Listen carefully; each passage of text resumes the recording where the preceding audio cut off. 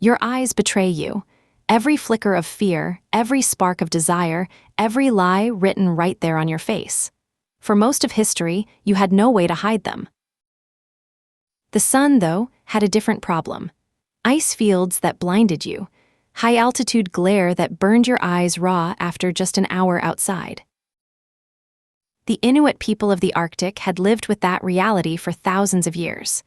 Their solution was elegant: goggles carved from bone or ivory with no lenses at all. Just two narrow slits cut into the material, they blocked most of the incoming light while leaving just enough to see. Simple, brutal, effective. Archaeologists have found examples dating back roughly 2,000 years. Some are so well crafted they could pass for modern protective eyewear, at least in function. An ocean away and centuries later, a Roman emperor had a different problem: the blinding afternoon glare of the gladiatorial arena. Pliny the Elder described Emperor Nero watching gladiatorial games through a polished emerald. Whether it filtered light or simply looked magnificent, history does not quite agree. But it was an instinct: reach for something colored, hold it to your eye, let it do the work. That instinct would take another 1,000 years to become something deliberate. By the 12th century, in Song Dynasty China, flat panes of smoked quartz were being placed before judges' eyes in courtrooms. Not to block sunlight, but to hide a judge's expression. Witnesses couldn't read their reactions. No raised eyebrow, no narrowed gaze. The judge who hid his eyes held all the cards. Tinted glass drifted westward through trade routes, but it would take centuries more before anyone in Europe applied it seriously to eyewear. In the 1750s, London optician James Ayscough began experimenting with tinted glass lenses, not for sun protection, but as a treatment for certain vision impairments. Ayscough believed blue or green lenses could correct specific vision problems. He was probably wrong about the medicine, but the technology he was refining would prove useful for entirely different reasons. These were still not sunglasses in any modern sense.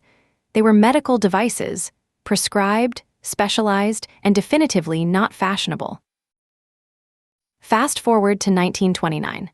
Atlantic City, New Jersey, the most popular beach resort on the American East Coast, packed with summer crowds chasing sun and glamour. A businessman named Sam Foster set up a kiosk on the boardwalk and began selling something entirely new: mass-produced, affordable tinted glasses for ordinary people. His Foster Grant brand became a sensation within the year. People weren't buying them for vision correction. They were buying them because they looked good. What Foster had done, almost accidentally, was create a new product category. The sunglasses market, separate from prescription eyewear, was born on that boardwalk. But it was the military, not the beach, that gave sunglasses their next transformation.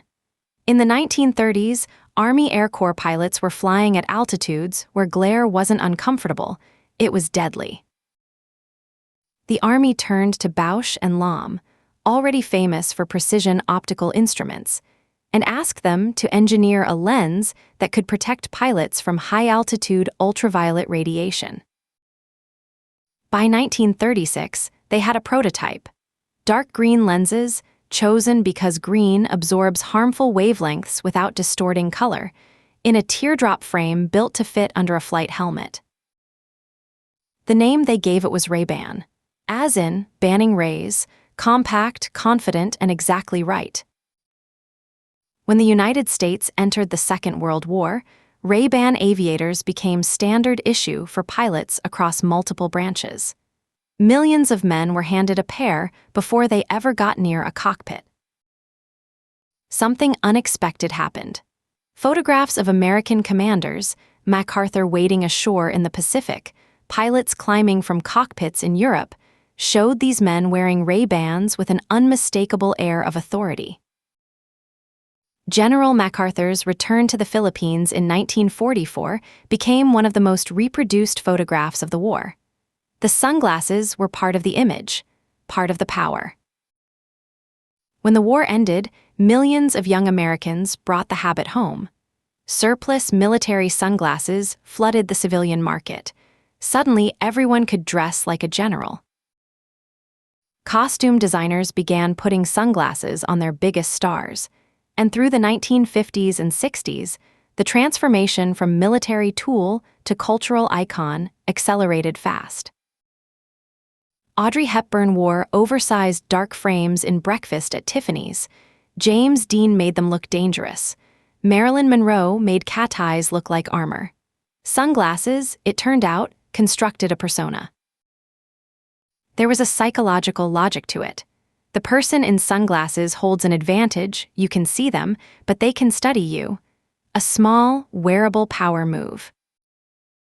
By the 1960s, sun protection had become almost secondary. Cool was the function. Identity was the function. What pair you wore said exactly who you were. The counterculture claimed them. Musicians, activists, athletes, anyone who wanted to signal they operated entirely on their own terms. Designers pushed further. Round John Lennon frames, oversized Jackie Kennedy ovals, mirrored lenses that threw the world back at itself. Each decade produced its own silhouette. Meanwhile, the science quietly advanced.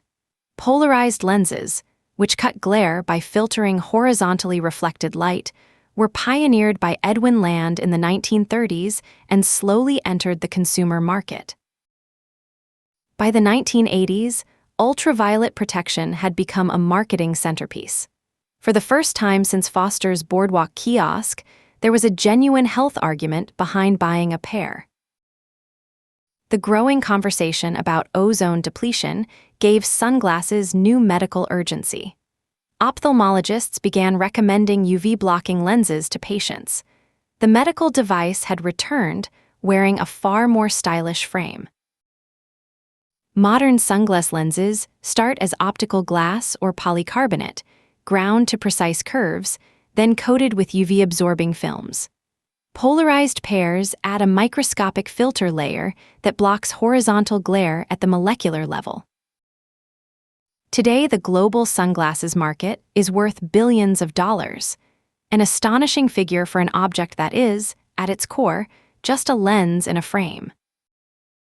Styles number in the thousands.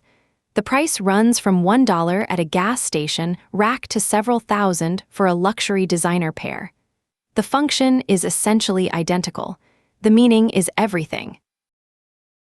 When you pick up a pair of sunglasses, you're making choices that have almost nothing to do with light. You're choosing who you want to look like, what version of yourself to project. The Inuit carving slits in bone never imagined that. The Chinese judge peering through smoked quartz never imagined that. James Icecoff in his London workshop never imagined that. Sam Foster, watching beachgoers snap up his tinted glasses and immediately slip them on and stare at the ocean. Sam Foster might have had a feeling. He was selling something more than eyewear. He just couldn't have told you exactly what. From Arctic ice to Italian runways, from a surgeon's recommendation to a rock star's stage costume, sunglasses traveled an extraordinary distance in just a few centuries.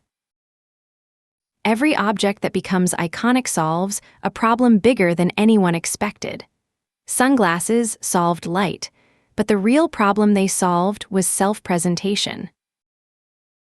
Your eyes give everything away. Now, for the price of a Boardwalk souvenir, you get to decide what they give away and to whom. That is the real invention. Not the lens, not the frame, the permission to be a little unreachable. This is Origins. Subscribe and come back tomorrow. There's a new origin every single morning.